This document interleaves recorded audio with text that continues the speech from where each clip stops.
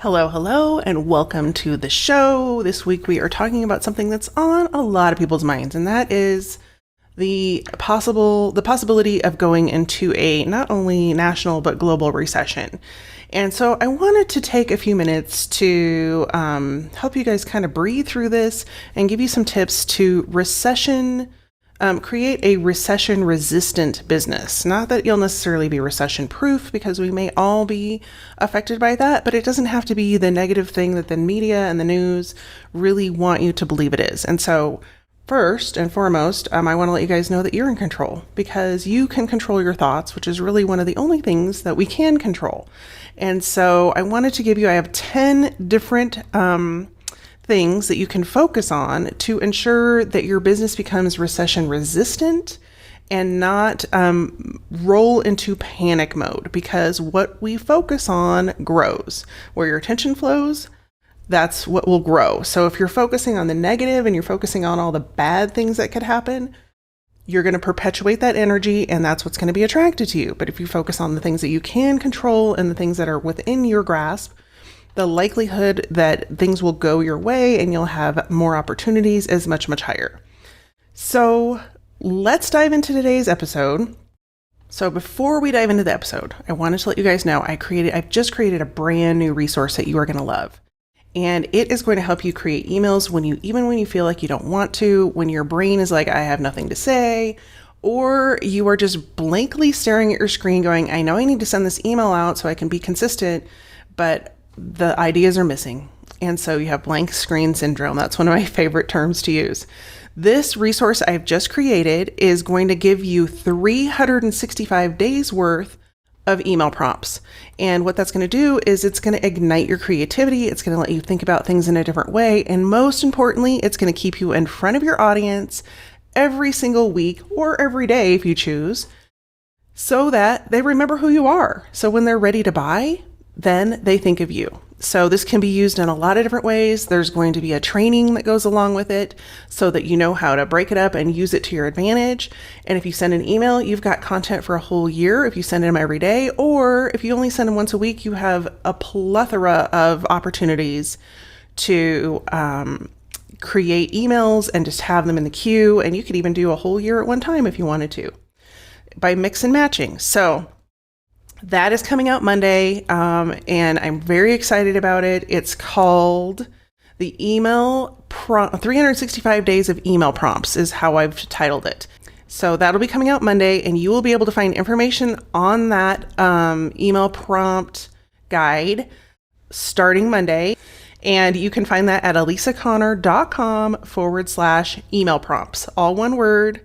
And you will want to go check that out and grab it so that you can get your email jump started and building your business. So in the meantime, let's dive into this week's episode. Hey there, I'm Elisa Connor, ex-corporate marketer turned entrepreneur. And along the way, I made all the mistakes just so you don't have to. Chances are you have a pretty full career. You've got experience, expertise, and probably a whole lot of education. The problem is, people can't find you. This is why each week on the Second Act Entrepreneur Show, we feature expert education, marketing insights, and mindset shifts that are going to help you create a profitable business so you can secure your legacy, ensuring that you thrive not only in your first career, but also your second act. Welcome to the Second Act Entrepreneur Show. So let's dive into those tips that I promised you about how to create a recession resilient mindset. And I love the word resilient because it means that you're a fighter and that you are going to make it through. And so the first one, you may have guessed, I've already referenced it at the beginning of this episode, is to work on your mindset. And so if you aren't focusing on the things that you do want, but instead are focusing on the things you're afraid of, as I said, your energy will flow to where your brain goes. And so working on our mindset and feeding it really delicious, yummy stuff that's going to make it think about positive is really it's going to empower you to stay in that higher energy. It's going to empower you to stay in that more upbeat mode instead of being drugged down into the weeds with people complaining and people in the media that are telling you all the doom and gloom. You've got to stay at a higher frequency than that if you want to be able to propel yourself forward and be successful. And one of the best ways to do this is to be grateful. Practice gratitude every single opportunity that you have. And you will be surprised when you start looking for times to practice your gratitude, that they are everywhere. And one of the greatest practices I ever got into was creating a list of gratitudes every single day. Sometimes I do it in the morning, sometimes I do it before I go to bed, but I try to at least do 3. And my goal is always 10. And I try not to repeat, because sometimes we can get in this mode of like, oh, I don't want to call it laziness, but kind of, where we're just like, we're always grateful for the same things. Yes, still be grateful for those things, but try to think outside the box and really be grateful for things that you may take advantage. You may just take for granted. And things like being able to hear, being able to see, having clean running water, like things that they're so automatic that you don't think, oh, there's people in the world that don't have those things. Being able to walk down the street, and all kinds of things. And COVID brought a lot of that awareness into our brains, but now we've kind of rolled back into our new normal, and we have started taking things for granted again. And so I just really, and not everyone, but that it's much easier to do that when you're back in a air quote normal space. So if you take the time to be grateful, it will actually open up that part of your brain that is always looking for other ways to be grateful. One of the things that I often do with my kids when we're out eating, and they have recognized it now, is that if we have a really good wait person, I will call them and their manager over, and it's really important that the manager is there. And I will tell them what a fabulous job they're doing and how lucky they are to have them as an employee, and just how grateful we were that we got such great service. And you should see the effect that it has on the wait person, because 90% of people, in fact, they kind of freak out at first, because I'm like, yeah, could you bring your manager over? Because they were like, oh, crud, what did I do wrong? Because that's the immediate response, is like somebody's going to complain. And when they are called out for doing a great job, they just light up, and their manager lights up, because they're just like, oh my gosh, somebody is grateful that we're here and for what we're doing. So if you can do that for the people in your life, and also do it for just people that you don't know, and do it for things that you are not necessarily always aware of, you're going to see a shift. You're going to see a shift not only in your business, but in your perception of the way the world works. So that's number 1. Change your mindset and be grateful. Tip number 2 is to always be looking for opportunities and not fear. And what that means, so as entrepreneurs, we're in the business of solving problems. And the reason that we have jobs at all is because there are problems that need to be solved that our skill set match and that we can solve. And if the problems went away, we would have no business to create. And so some of the best businesses have been built, and some of the most profitable businesses have been built during times of uncertainty, during times where other people were running like, crazy people running around like hoarding their money. And it just reminds me of 1929 when the Great Depression hit, and you just had people like throwing themselves off buildings, and like worst case scenario. But if you dig in and you start looking for problems that you can solve, and they may be different problems than you're solving right now, you will always have a job. You will always have an opportunity. So when we look for those opportunities to collaborate, opportunities to help other people, to help other audiences, to help in a new way, creating a new product that's solving a new problem, that's the evolution of entrepreneurship. And when we focus on the opportunities, guess what we're going to get? More opportunities. Instead of focusing on the doom and gloom of, oh, this might happen, that might happen. Train your brain. Go back to step 1, train your brain to instead look for the opportunities, and they will be plenty. And one of the best ways to do that is to look at things. I've trained my kids in this too. Look at things and ask 2 questions. 1, if something isn't being done right or something isn't being taken care of, what is one thing I could do to solve that problem? And the second thing is if that problem is being solved ineffectively, what can I do to solve it effectively and better, quicker, faster? So looking for those opportunities and keeping your mind out of the fear mindset is really, really going to help you stay resistant, regardless of what comes down the pike for you. All right, so let's dive into tip number 3, which is we need to meet our customers where they are, not where we think they should be. And a lot of times we will go out and create products and services and offers for our clients that they're either not ready for or they don't know that they're ready for. And then we end up frustrated and overwhelmed and stressed out that we're not selling anything. But if you take the time to go and research your customers, figure out where they're at, what they're having problems with, and then develop an offer or a product around that big issue, the likelihood that you're going to succeed and get them to purchase is much, much higher. So let's look at an example, a very well-known example of the Starbucks pumpkin spice latte. So it's sort of comical to me that they have built it's more than a following. It's like a cult of people who love the pumpkin spice latte. And Starbucks, I don't even know how old it is now. It's probably a good 15 years old, that pumpkin spice latte. And so, rather than waiting until a certain time of the year, like, say September 1st, to deliver that pumpkin spice latte, they actually watch and see when their audience says to them, hey, I'm ready for that pumpkin spice latte. And they anticipate it and then they deliver.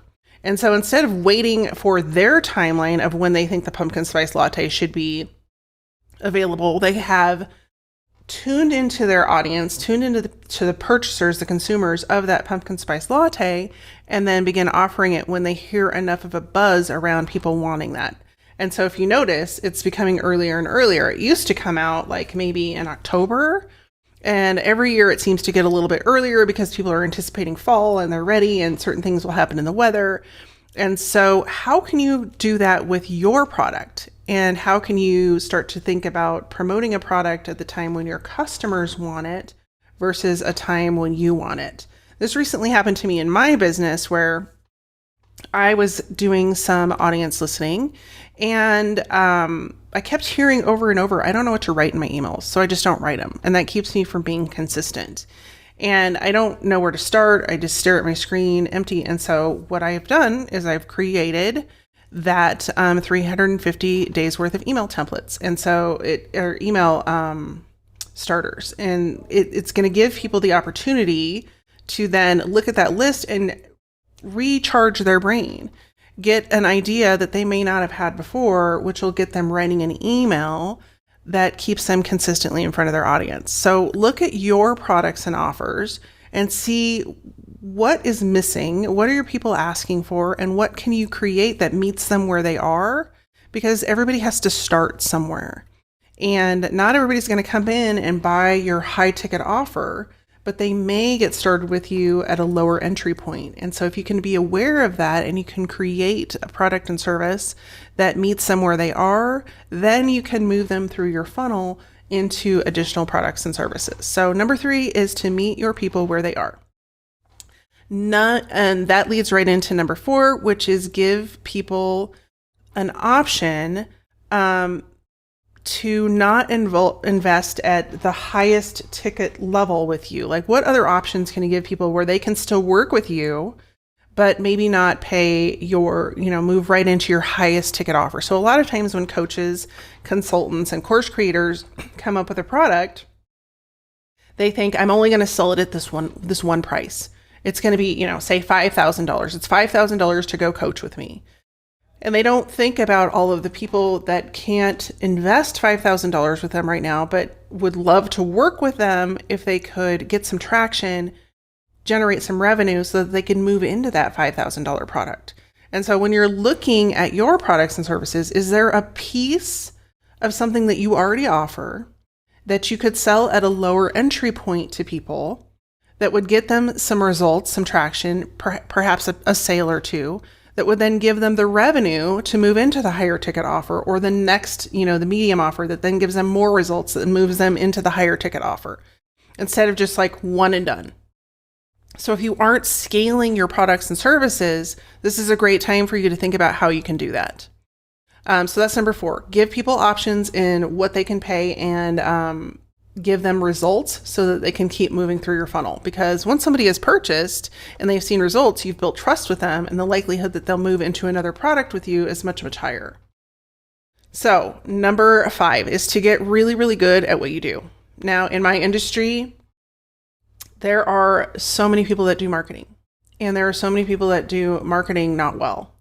And if you can get really good at what you do, into the point that you stand out and you can show your expertise and you can talk the talk, not just, and walk the walk, then you're going to stand out in a crowded industry. And it's going to be more likely that you're going to stick out in people's minds as well. And so when you have that opportunity, you're going to be top of mind versus somebody who is a generalist and really can't dive deep on a subject. But when you become the expert, you know the most about what you do than practically anyone else out there. People are more likely to know, like, and trust you and tune into what you're saying. And so the other key piece of this, which usually is met with resistance, is get really good about what you do for a particular audience. And so rather than saying, I do online marketing for all entrepreneurs, if I say, I help second act entrepreneurs, people that are moving into their second career, harness the power of email marketing to increase sales, build relationships, and build long-term wealth and legacy, that's very, very different. And so the more you can talk to a specific group of people about the problem you solve for them, the higher it will be that they will find you, be attracted to you and your message, and move forward in working with you. And so now more than ever, with things kind of tightening up, the more clear you can get about who you help and how you help them, the better traction you're going to get, and the more likelihood that you're not going to struggle to get clients. And the other piece of that is that it also helps you build relationships, and it doesn't feel like you're just talking to everyone.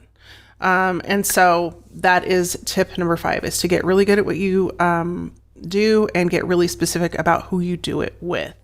So we got like a double dose there. So tip number 6 is get real with your expenses. So many times when we invest in things, both in our business and our personal life, it can be easy to forget that you have a subscription, that you're paying for something that maybe you're not using all the time. And those expenses add up. And so if you're trying to cut back on expenses and bring in more revenue in order to shutter the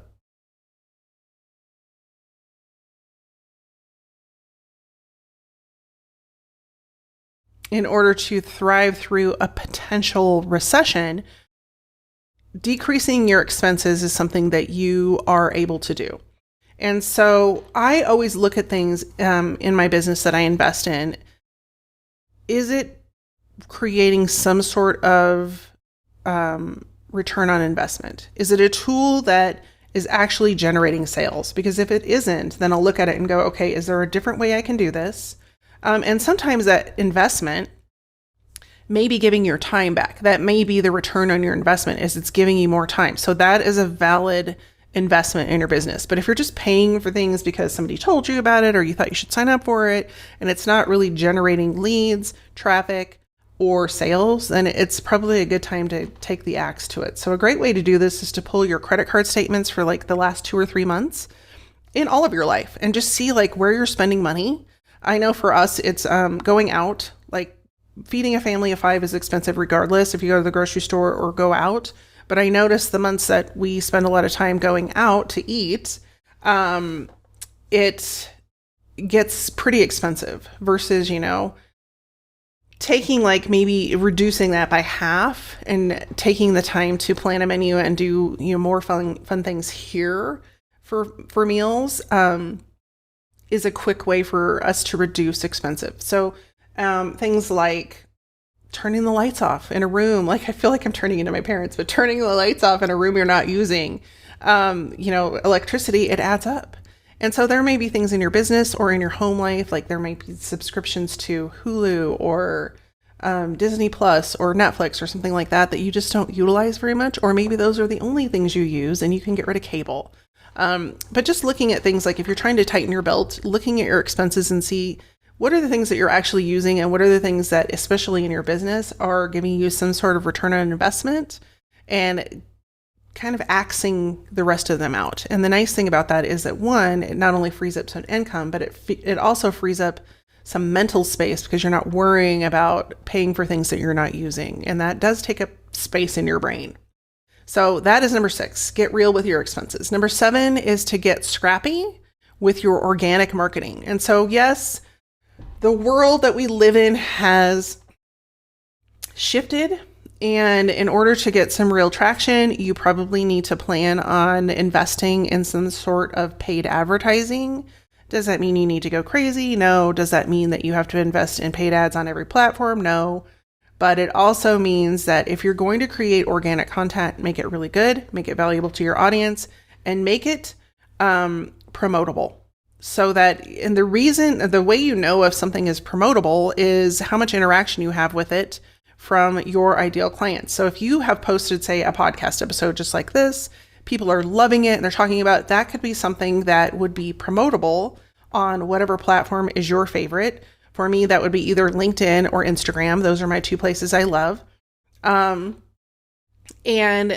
promoting it so that you get more eyeballs on your page, on what you're doing, and even on perhaps a free resource you're trying to promote to grow your email list. Now, my knowledge of ads is probably medium level. I'm not an advertising expert, but I have done enough to know that there are certain ads that will cost you more money. And if you can create some really good organic content and then promote that content, it becomes easier for you to then run your promotions around your launches, around your email opt-ins, and things like that. And so think through the strategy of advertising and don't just throw money at something because you're trying to sell something, because that may actually cost you not only the advertising costs, but also the opportunity to build relationships with people that you put that stuff in front of. And so think about, how can you get in front of more audiences for free? And if you are going to promote things, promote them with intention of moving people through the relationship building phase of your sales funnel. And so other ways to get in front of other audiences is to create some collaborations, to see if you can guest on other shows or podcasts, to create events that are industry building. So maybe if you're a coach, for example, and you focus on resilience, maybe you find a coach that focuses on another modality, or you find other people, like you could work with marketing people that would also have people that need coaching. If you're a career coach, for example, you're trying to help people find new jobs, think about the other things that would go along with that coaching perspective. It could be somebody that evaluates and updates resumes so that they get more traction to get them in front of the right people and get an interview. It could be somebody that is really well versed on LinkedIn, and they can help them update their profile and get the right things on there so that when recruiters or HR people within the company are going to check them out on LinkedIn and other social media platforms, they see the same story across every platform. So things like that are great ways to create organic traffic and getting your stuff in front of new audiences so that you can build some more organic growth without investing a lot of extra money or time. Number 8, market while everyone else freezes. So I have seen this specifically with business owners and entrepreneurs. The first thing they will cut back is their marketing budget. And even big corporations will do this. And unfortunately, what happens is that if you only invest in your marketing when you have money, the likelihood that that marketing is going to be effective in bringing you new clients at that point is slim. And so having a marketing plan that you work on thick through thin, and maybe you reduce the amount that you spent on certain things, but just having a consistent plan for your marketing rather than just like amp up here and cut back here, amp up here and cut back here. The consistency of putting your marketing and your messaging and your content and your promotions all at regular intervals is going to be better for you and better for your business. Now, I have a client who's a chiropractor who did this exact thing. He invested when he was really, really busy. He had a lot of clients. He invested in his marketing because he had the money to do that. But then he didn't do anything for a year, and now things have slowed down, and he doesn't have the money to invest in marketing. And if he would have kept the momentum going, he wouldn't have experienced as big of a slowdown. And so when you're thinking about your marketing, don't just give up because money is tight. Try to do what you can and then increase your budget as, your revenue allows. But giving up your marketing completely because you're too busy or you don't have the money to invest isn't going to do a thing for your business. It's going to actually be detrimental in the long run. So think about your marketing plan. Think about how you can be consistent with your marketing, and think about how you can create a plan that allows you to maybe ebb and flow with your business when you need to, but that you could still remain involved and moving people through a funnel. Because when you drop the ball and you do nothing, it's like when you're running up a hill. If you're running already, or you're pedaling your bike really fast to get up a hill, it's going to be much easier to get up the hill because you already have the momentum moving of, moving you up the hill. But if you stop at the bottom of the hill and you start running or start riding your bike up the hill, it's much harder to get up that hill because you don't have any momentum behind you. So how you can create that momentum in your marketing is to be consistent and just do, even if it's just 2 or 3 consistent tactics every week, stay consistent with those things, and it's going to help you in the long run. Okay, so that's number 8, consistency and market while everyone else is cutting back. Number 9 is to constantly be feeding your brain. And you may be thinking, I have no time. I don't have time to feed my brain. But you can't become an expert and you can't stay an expert in your field if you aren't continually feeding your brain. So if you're an entrepreneur, that could look like listening to audiobooks. That could look like listening to a podcast. That could look like reading a couple of chapters of a business book prior to starting your day. It could be any number of things. What I love about audio learning is that it enables me to do something else while I am learning. And that could be riding my bike. It could be going for a walk. It could be driving in the car, any of those things.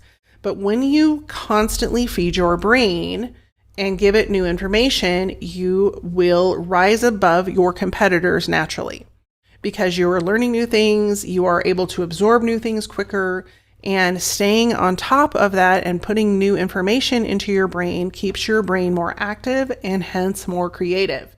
So the activity increases creativity, and the learning will always keep you one step ahead of your competitors and of other people in your industry, because most people just won't take the time to do it. And they will attend a once-a-year conference, retain 10% of what they learned, and then they're off for the rest of the year. Whereas if you are consistently adding just 1 podcast episode per day to your brain, you don't even need to go to the conferences. You just seek out the information elsewhere that you would learn in that conference. And most of the people that speak at conferences are consistently putting out content that they are going to talk about at a very high level at a conference. And so get scrappy, get smart, and stay ahead of everybody by tuning in regularly and feeding your brain. And some of that can also be taking in information that feeds your mindset. And that's not necessarily just knowledge about your industry, but it's ways to start thinking about things differently than your competitors and other people in your industry think. So those are some tips in thinking, taking it. I love podcasts. Obviously, I have a podcast. I listen to podcasts regularly. And I will even seek out podcasts that are not within my industry specifically to see how they are approaching business differently, how they work with their clients, how they promote their offers differently, just to see, how something very, very different. So for example, the craft industry, how are they marketing? What can I take from that is going to feed my business and help my clients? You could look at the spiritual industry. You could look at just some random hobby you have. So for me, it's cooking. And I love to see how the YouTube stars of the industry of cooking put their stuff out there. And of course, for me, I'm like, oh, you should do this. You should do that. I try not to shit on them too much, but there are obviously things you see when you're good at your job that would help them generate more revenue. But just, it makes you aware of not only shifts that are happening in your industry, but shifts that are happening at a global level. And then you can prepare for them so that, sometimes it takes a little time for different industries to catch up to what's happening in some of the faster moving industries. But you can be aware of them when you step outside of your boundary box and continue to learn from others. So number 9 is to feed your brain. And number 10 feeds right into number 9, and that is to constantly be working on your self-development. There is not a time that I don't have at least one self-development book going along with other books. Right now I'm reading The Power of One More by Ed Milette. It is a fabulous book. And it talks about just, when you're ready to give up, to just do it once more and see what happens. Just get up every day and say, nope, I'm doing it one more time. And it's very inspirational. It is not necessarily related to marketing or email marketing or anything like that, but it is something that feeds me to become a better human on this planet and impact others to become better humans as well. And when you're focused on self-development and you're focusing on improving yourself, it is much easier to reflect or to deflect the negative talk outside of yourself and the negative conversations, the negative interactions, all of that stuff, because you are building up your center and your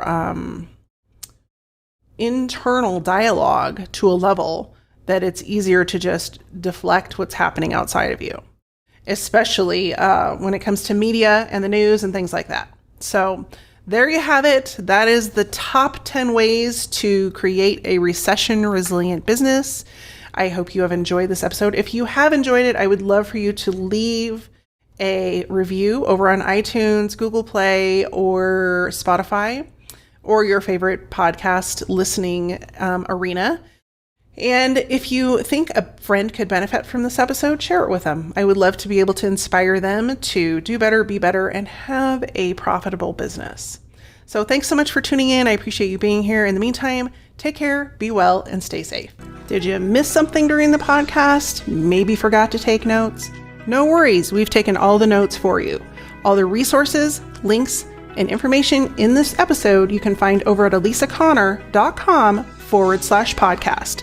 That's ALISACONNER.com/podcast. Looking forward to seeing you next week.